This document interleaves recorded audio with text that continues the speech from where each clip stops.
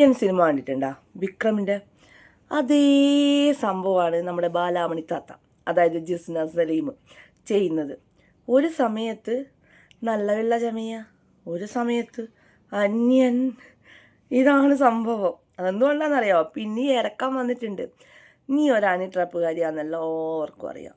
അതുകൊണ്ട് ഒരു ഹിന്ദുക്കളും നിൻ്റെ പടം ഇനി വാങ്ങില്ല കുട്ടിയെ. നീ അത് വിചാരിക്കേ വേണ്ട. കാരണം എന്തുകൊണ്ടാണെന്നറിയാമോ? എല്ലാ ആൾക്കാർക്കും നിന്നെ മനസ്സിലായി തുടങ്ങി.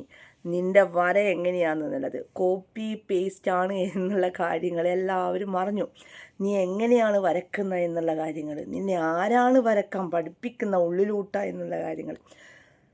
ഞങ്ങൾ 10 പേരുടെ മുന്നിൽ നിന്ന് ലൈവായിട്ട് ചിത്രം വരക്കാൻ പറഞ്ഞു കഴിഞ്ഞാൽ പോലും വരക്കാൻ പറ്റാത്ത നീയാണോ വലിയ ചിത്രകാരി? നമ്മൾ അങ്ങനെ ഒരു കാര്യം പറയുന്നത് കൊണ്ട് നമ്മളെ പറ്റിയിട്ട് എന്തൊക്കെ വൃത്തികേട് നീ പറഞ്ഞുണ്ടാക്കിയിട്ടുണ്ട്. അപ്പോൾ സ്വാഭാവികമായിട്ടും നമ്മുടെ പ്രിയ കൺമുന്നിൽ നിന്നും വരക്കുന്നുണ്ട്. കണ്ടാണല്ലോ എല്ലാവരും. അതേപോലെ ചലഞ്ച് ഏറ്റെടുക്കാൻ പറ്റുമോ നിനക്ക്? പറ്റില്ല. കാരണം എന്താ? അതാണ് സംഭവം. നിൻ്റെ ഈ അടവെല്ലാം അവിടെ നിൽക്കട്ടെ. ഇനി ഈ അടവിലൊന്നും നടക്കൂലാണ് ഈ ട്രപ്പുകാരി. കാരണം എല്ലാവരും നിന്നെ മനസ്സിലാക്കി. എല്ലാ ഹിന്ദുക്കളും എല്ലാ മുസ്ലിങ്ങളും നിന്നെ മനസ്സിലാക്കി കഴിഞ്ഞു. നീ എന്ത് കളവാ പറയുന്നത് എന്നുള്ളത്.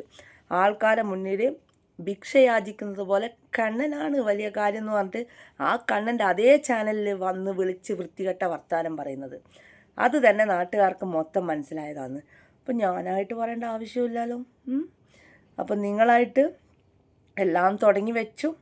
കണ്ണനായിട്ട് എല്ലാം കാണിച്ചു തന്നു.